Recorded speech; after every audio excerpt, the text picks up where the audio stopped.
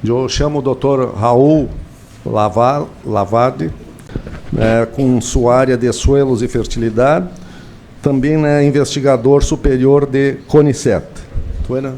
20 minutos, profesor. Hola, hola. Bueno, buenas tardes. Inicialmente quiero agradecer a los organizadores del simposio por haber invitado a hablar hoy acá frente a ustedes. Y quiero hacer dos comentarios previos. El primero es que si encuentran, observan algún dato incongruente en la presentación, seguramente se debe a que tomé distintas fuentes, y distintas fuentes tienen diferentes valores. Entonces, eso es posible que pueda ocurrir o que puedan ver. Y la otra es que, dado la característica de la gran heterogeneidad de los suelos, los climas, los cultivares, manejo, etcétera, no voy a presentar recetas, que fertilizar en tal fecha, tal otra, porque sería incongruente, digamos, en estas condiciones presentes. Bueno, lo primero que quiero mostrar es una condición de un árbol creciendo, que es el que está acá a la izquierda, y eso tiene que ver con que en el caso del pecan hay dos enfoques en cuanto, no son tan distintos, pero en cuanto a la fertilización. Uno es el momento de la plantación y otro es el momento de la producción. El momento de la plantación puede ser porque el árbol crece, toma nutrientes del suelo y retorna algo a través de las hojas que caen, las ramas, etcétera. Pero está extrayendo nutrientes del suelo. En ese caso hay una escala, que es una escala arbitraria, pero que puede ser útil o puede ser modificada en cada lugar, que muestra que si el árbol crece a una tasa alta de centímetros por año, que sí que está en un suelo fértil y puede obviarse la fertilización, porque es un costo, por supuesto, ¿no es cierto?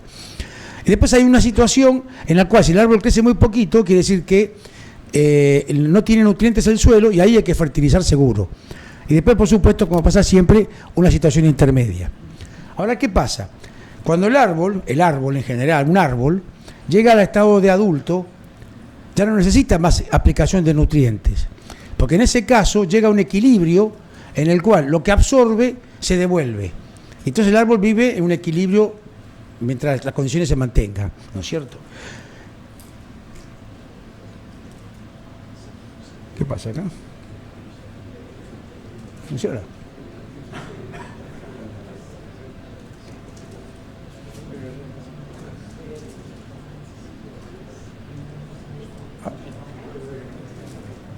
No se puede.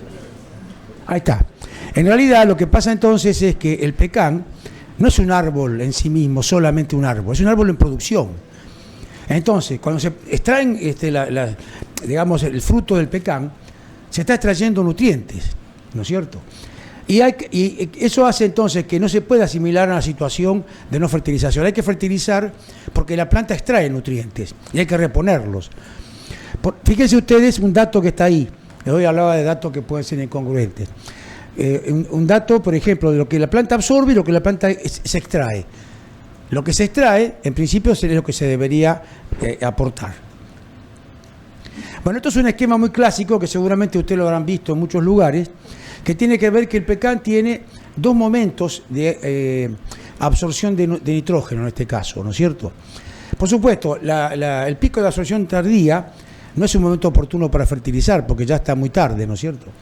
El pico de absorción inicial es donde se suele fertilizar, pero hay que tener en cuenta que la planta, cuando absorbe nutrientes, primero lo acumula en el tronco, en las ramas, en las hojas, y después lo trasloca hacia el fruto.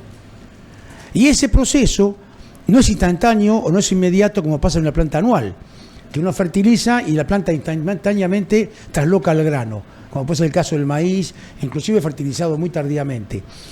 La planta conserva en sus tejidos las consecuencias o el agregado de nutrientes y le cede al fruto lo que absorbió el año anterior. Entonces, ese proceso, que es muy común en los frutales, en los árboles frutales, es una cosa que complica bastante la fertilización, porque la fertilización no es instantánea, depende a veces de lo que pasó el año anterior, independientemente del suelo y todo lo demás, ¿no? Bueno, acá tenemos entonces dos situaciones que estamos mostrando. Por un lado, que en general, como todos los frutales, el pecan tiene muy baja tasa de absorción de nutrientes. Quiere decir que cuando uno pone 100 kilos de fertilizante, probablemente entre el 20 y el 40% se pierda. No, perdón, eso es lo que se absorbe. Lo otro se puede perder. Puede quedar en el suelo, si hay vegetación, etcétera, pero también en parte se puede perder. Eso es uno de los problemas ambientales que tienen los fertilizantes. Y allá tiene una lista de diferentes nutrientes. Falta níquel, que es esencial, que demostró que es esencial y es importantísimo también en el pecan. Y entonces, bueno, esos son valores que ustedes tengan. Para usted hay una escala de valores de los nutrientes que necesita la planta. No los datos, porque esos datos, como dije recién, pueden depender del autor. Y para fertilizar, uno tiene, para calcular la fertilización, no fertilizar a ciegas, normalmente tiene dos caminos. Por un lado está ver el suelo y por otro lado ver las hojas. ¿Por qué ver el suelo? El suelo es una forma de medir los nutrientes fijos que están en el suelo, los que no se mueven. Por ejemplo, el fósforo. Ahora, ¿qué pasa? Cuando uno quiere fertilizar, se encuentra que los suelos son absolutamente heterogéneos, son muy heterogéneos. Ya lo mencionaron hoy, el colega lo mencionó hoy. La heterogeneidad es horizontal, que es lo que se ve con los satélites y esas cosas, pero también es en profundidad y también es en el tiempo. Entonces, el fenómeno ese se tiene que tener en cuenta cuando se hacen los muestreos para tomar las muestras para mandar al laboratorio. Y para eso hay distintos sistemas de muestreo. Por otra parte, el muestreo del suelo es importante para encontrar si hay otros factores, además de los nutrientes, que afectan al cultivo. Por ejemplo, capas impermeables, napas freáticas muy superficiales, etc. Y después lo otro que tenemos es el análisis foliar. El análisis foliar se utiliza para determinar la concentración de nutrientes móviles, por ejemplo, el nitrógeno. El análisis foliar es una técnica que se desarrolló hace más de 100 años y parte del principio que las hojas pueden representar, más o menos pueden representar, el estado nutritivo de la planta, la posible respuesta de la planta y el rendimiento que se puede obtener. Es demasiado pedir para un análisis de una hoja, pero más o menos hay una correlación con eso. Esto ha sido estudiado y hay hojas que se prefieren, no es cualquier momento ni cualquier hoja. Acá mostré las dos hojas que hay que muestrear para obtener la muestra y mandar al laboratorio y hacer el análisis. Y en base al análisis uno tiene la posibilidad de saber si tiene que fertilizar o no. Las técnicas más comunes implican una gradación, que es la que se ve ahí, que muestra la famosa curva de Michelitz, no sé si ustedes la ven, que es los rendimientos no proporcionales, y se ve que hay una zona de deficiencia, que es la roja, obviamente una zona de transición y después la zona donde ya el cultivo no necesita más fertilizante o más nutrientes. Eso tiene un límite arbitrario, obviamente, porque es una gradación, ¿no es cierto? Por eso, lo que se usa usualmente son tablas de este tipo, en el cual uno tiene categorizado los límites mínimo y máximo en el cual se encuentran los cultivares, y eso depende de muchos lugares. Entonces, un ejemplo esto de 3 estados de Estados Unidos. Pero si uno pone más datos, seguramente va a ser distinto. Dentro de ciertos rangos, no es que va a ser absolutamente diferente, ¿no es cierto? Pero esa es un poco la gran diferencia que se puede encontrar. Bueno, vamos a ver ahora los nutrientes. Los nutrientes tienen diferentes pero superpuestas funciones, cómo se agregan al suelo. Por un lado están los fertilizantes. Los fertilizantes son productos básicamente inorgánicos, sencillos, nitrato de potasio, fosfato de calcio, sulfato de amonio, cloruro de potasio, o mezclas de ellos, ¿no es cierto?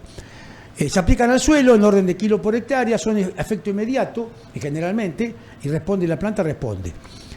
Después están los abonos, lo que serían los fertilizantes orgánicos. Los fertilizantes orgánicos son, bueno, no dije anteriormente que son o minerales o de síntesis, porque se sintetiza la urea y a partir de la urea se sintetiza, el amoníaco, de ahí se utiliza la urea y después con el nitrógeno ya del amoníaco se puede sintetizar nitratos y otras cosas. Y si no, son minerales que se traen de las minas de fósforo, de potasio, etc. Los abonos, o los fertilizantes orgánicos, tienen un origen distinto, son productos son residuos que quedan, subproductos de la actividad ganadera, de la actividad agrícola o de la actividad agroindustrial. Hay muchas agroindustrias que tienen residuos que son muy ricos en materia orgánica y entonces entran en esta categoría y se pueden usar como abonos. Los abonos tienen bajas concentraciones de nutrientes en general, vamos a verlo luego en otra transparencia, y en general se utilizan en el suelo para mejorar las condiciones físicas del suelo, porque aporta materia orgánica, y entonces mejora la porosidad, mejora la estructura, mejora la infiltración, etc. Subsidiariamente aportan nutrientes, excepto en algunos casos, como la producción orgánica o la ecológica en general, que usa el estiércol como elemento básico para la aplicación de nutrientes. Después también tenemos los fertilizantes biológicos. Los fertilizantes biológicos son una línea que está en avance en los últimos tiempos y en general, por supuesto, están desarrollados a partir de microorganismos, bacterias y hongos, y bueno, generalmente tienen 2 funciones o 3 funciones distintas. Algunos enriquecen el suelo en nutrientes. Ese es el Rhizobium, que vive en las raíces de las leguminosas, que tiene la propiedad, el Rhizobium, que es una bacteria que vive en las raíces de las leguminosas, la propiedad de tomar nitrógeno del aire, combinarlo químicamente y formar productos orgánicos en la planta, que después pasan al suelo o a otras plantas, ¿no es cierto? Ese sería un caso. Después hay otros casos sobre todo, por ejemplo, hongos, y hay comercialmente hongos de ese tipo, que disuelven fosfatos insolubles en el suelo. Entonces, no enriquecen el suelo, pero lo que hacen es ponen a disposición de la planta el fósforo que está en el mismo. Y después hay otro grupo de microorganismos que no hacen ninguna de las 2 cosas, pero que segregan hormonas y otros principios biológicos que ayudan al crecimiento de la planta. Ese sería el universo de los fertilizantes biológicos. Después están los bioestimulantes, que es una cosa que se superpone un poco con la anterior, porque algunos bioestimulantes tienen microorganismos y otros no. Y son en general productos, como lo que menciono ahí, que tienen propiedades que favorecen el desarrollo de la planta, favorecen la calidad de los productos, etc. Eso es un tema que está, digamos, depende de que mucha gente lo dice que sí, otra gente dice que no, es un tema que está en discusión en algunas condiciones. Y después están las enmiendas, que son productos generalmente minerales, que se aplican para corregir algún problema de suelo, como puede ser la acidez, que es el caso del carbonato de calcio, que es un caso típico de los suelos lateríticos que hay en Brasil, por ejemplo, que hay que encalarlos. No es tan común eso en Argentina o en Uruguay, pero también se hace a veces. Después están también las enmiendas para suelos alcalinos y otros casos más. Entonces, el objetivo es ese, es mejorar el suelo que tiene un problema. Pero muchos de ellos tienen nutrientes. Por ejemplo, el yeso que se utiliza para el suelo alcalino tiene azufre o tiene calcio. Entonces están aportando también ese nutriente. De ahí entonces que este sería el caso de que aporta menos, pero en algunos casos es una fuente también de nutrientes. Bueno, arriba tenemos la definición de fertilizantes, los fertilizantes minerales. Hay una situación con la urea, porque la urea originalmente se consideraba un producto orgánico, es un producto de la vida. Ahora se hace de síntesis, pero originalmente se consideraba un producto que era de naturaleza biológica. Esa excepción, que es una discusión académica en todo caso, una discusión bizantina por otro lado, pero está lo que ya dije recién, ¿no? Que son nutrientes que se encuentran en sales simples, que son minerales, que se aplican al suelo y que tienen diferentes funciones. Y los fertilizantes, se aplican con 2 funciones, me olvidaba decir. Una para aumentar el rendimiento y la otra para aumentar la calidad. Sobre todo, por ejemplo, si uno aplica potasio, aumenta el contenido de potasio en el grano o en el fruto, aumenta la producción de, por ejemplo, antioxidantes en la planta, que permite que se defienda de ataques de patógenos y parásitos, de tal manera que no solamente aumenta el rendimiento, sino que tiene otras funciones más. Y tiene otras más que no lo menciono porque estarían fuera del congreso, del simposio. Y después tenemos los fertilizantes que se pueden clasificar de diferentes formas. Los sólidos, que son los que se aplican al suelo, ¿no es cierto? Pueden ser en cristales, pueden ser en polvo, pueden ser granulados. La mayoría son en granulados porque es la forma más fácil de aplicarlos.